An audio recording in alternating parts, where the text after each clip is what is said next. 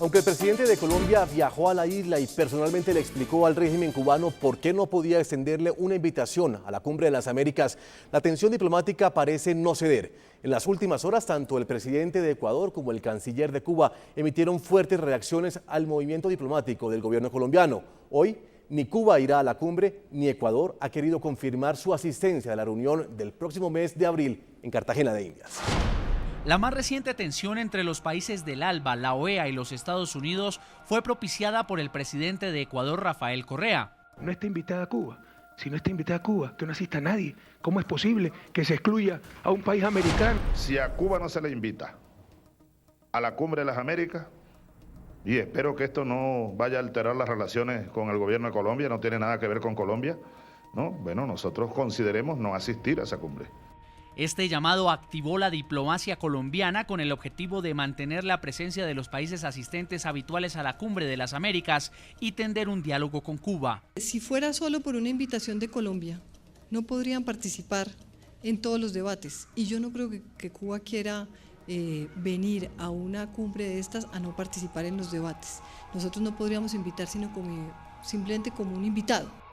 El siguiente capítulo de este episodio tuvo lugar en La Habana. En la capital cubana, Juan Manuel Santos dialogó con Raúl Castro y le explicó las razones por las cuales la isla no podía tener asiento en las deliberaciones del próximo 14 y 15 de abril en Cartagena. Le manifestamos al señor presidente Castro que apreciamos de veras su deseo de hacer parte de esta reunión, pero que en estas circunstancias de no haber encontrado ese consenso, pues es muy difícil poderle extender una invitación. El mandatario colombiano dijo que la no presencia de Cuba en la Cumbre de las Américas no será impedimento para que los temas relacionados con la isla no sean desarrollados en la reunión hemisférica. Hacemos votos para que esta incómoda situación no se repita en el caso de la próxima cumbre. Pero las declaraciones desde Cuba y Ecuador en las últimas horas parece que sí mantienen incómodos a los gobiernos tanto de La Habana como de Quito. Quien reaccionó primero fue el canciller cubano. Estas cumbres solo sirven para que Estados Unidos ejerza su dominación. Para Cuba no es aceptable que en una reunión privada entre el gobierno de los Estados Unidos y América Latina y el Caribe se trate este tema en su ausencia. Luego el presidente Rafael Correa fue más allá y delineó lo que sería su agenda en la cumbre sin confirmar todavía su presencia. Nos encantaría estar en la Cumbre de las Américas, pero tenemos que analizarlo muy profundamente. Nuestros pueblos se van a cansar de que nosotros estemos en tantas cumbres y ellos en tantos abismos. De estas cumbres protocolarias donde uno va a firmar declaraciones líricas llenas de clichés, entonces se va a firmar el amor por la democracia mientras tenemos miseria, se va a firmar el apego a la irrestricto, incondicional libertad de expresión, mientras lo que tenemos es negocios que abusan de su poder informativo para sacar y poner presidentes. El presidente Santos le salió al paso a estas fuertes declaraciones desde Quito y La Habana y dijo cuál era la promesa que los Castro le hicieron sobre la cumbre. Nos señalaron que ellos no quieren ser la piedra en el zapato, no quieren ser problema ni para Colombia ni para la cumbre. Por supuesto, sí expresaron y tienen todo el derecho a hacerlo y esa posición la comparten muchos países que no quieren sentirse excluidos, que se sienten excluidos.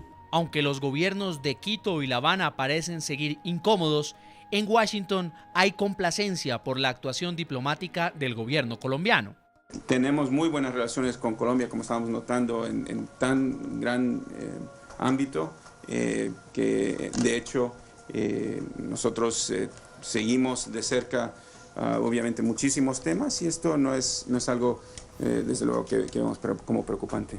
Aunque el presidente Santos estuvo en Cuba y habló con Raúl Castro, este gesto no habría reducido todavía las tensiones diplomáticas de cara a la Cumbre de las Américas. Desde Quito, Ecuador, César Montúfar. Asambleísta Montúfar, le pregunto si ¿Existe en su país voces que sospechen que sean los mismos líderes del ALBA, en este caso Rafael Correa, que ha sido cuestionado por violaciones importantes a los derechos humanos o por lo menos a la libertad de expresión? Que en el caso de Venezuela igual, Hugo Chávez en las mismas condiciones, sean los que estén defendiendo a capa y espada un régimen como el cubano.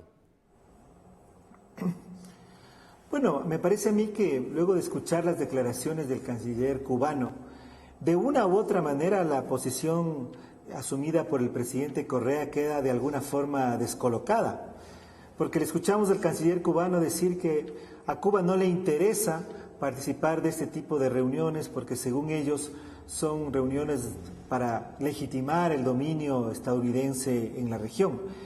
Y a mí me parece que detrás de esas declaraciones, más allá de la retórica, sí hay algo que me parece que hay que tomar en cuenta, y es que a Cuba le interesa una relación directa con Estados Unidos.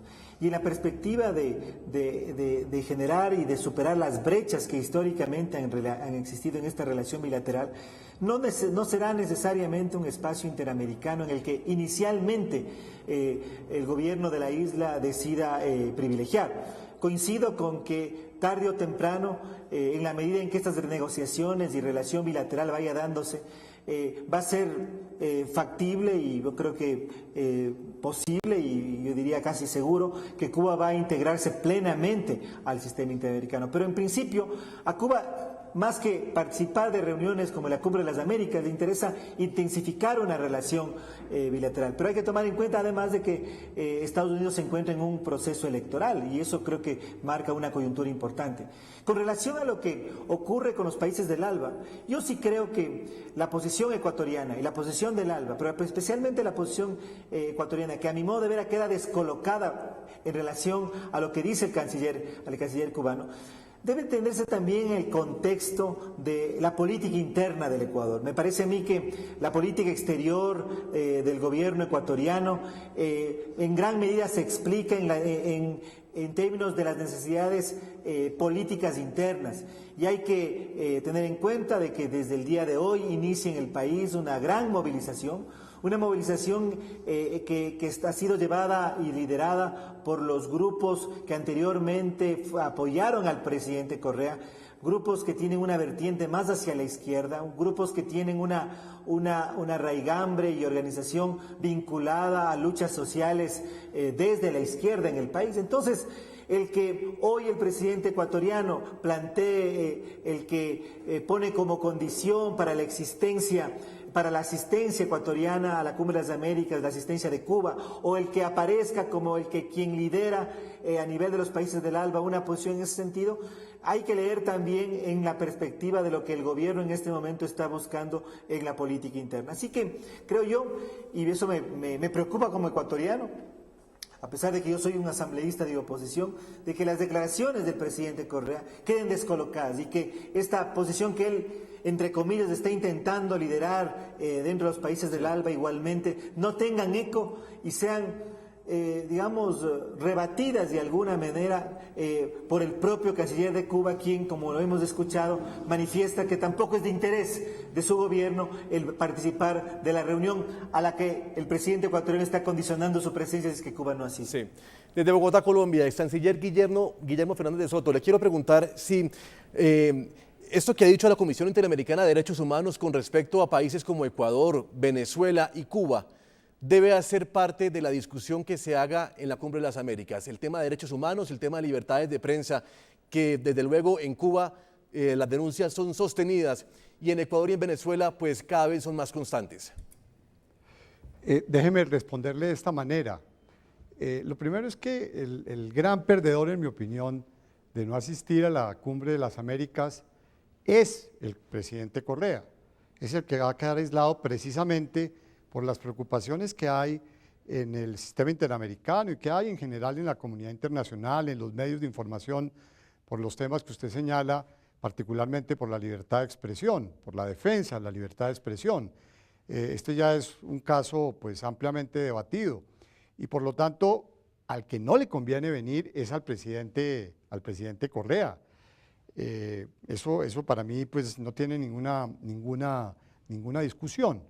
Lo que yo sí creo es que la Cumbre de las Américas debería ser también un escenario para hacer una reflexión sobre la modernización del sistema interamericano, para que la OEA vuelva a ser un foro verdaderamente universal, que trate los temas de manera integral. Y en eso hay que examinar los temas de la democracia, los temas del sistema interamericano de protección de derechos humanos que hay que preservar a toda costa porque es una de sus grandes realizaciones, la revisión de la Carta Democrática Interamericana y también la revisión del sistema de seguridad colectivo, porque es que nos hemos quedado con un sistema de seguridad colectivo de la posguerra que no consulta con las verdaderas realidades de este momento. Eso lo que demuestra es la importancia de la celebración de la cumbre y que sí hay temas espinosos, álgidos, complejos, pero es que en la diversidad de opiniones está el enriquecimiento de la democracia y eso es lo que creo tenemos que preservar, de manera que ojalá el presidente Correa no se aísle y entienda que las propias preocupaciones que hay en la comunidad internacional y en los órganos del sistema interamericano pues son válidos. Sí, de esos temas espinosos y álgidos, ex canciller Rodrigo Pardo, usted lo nombraba hace unos minutos y Venezuela está en la óptica también de esos temas de derechos humanos. En esa cumbre de 34 países, muchos países también les gustaría cuestionar lo que pasa en Venezuela en temas de elecciones presidenciales que se aproximan y en Ecuador en temas de libertad de prensa y de opinión. Y en Cuba, ¿qué pasa con Cuba? ¿También debe ser escenario la cumbre para hablar de esto? No, Juan Pablo, porque a mí me parece que la cumbre tiene como propósito hablar de las relaciones entre los estados.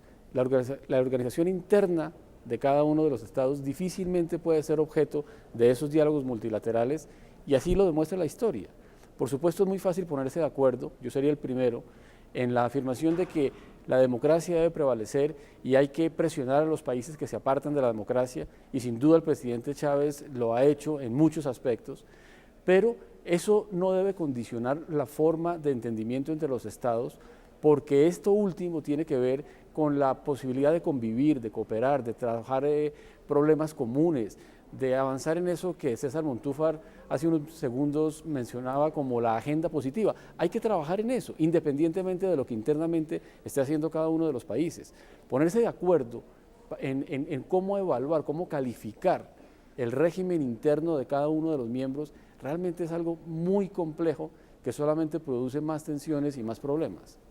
Hacemos una nueva pausa en la noche. Cuando regresemos hablaremos de qué va a pasar en esta cumbre que se va a realizar en Cartagena, Indias, los próximos días en Colombia. Ya lo vemos.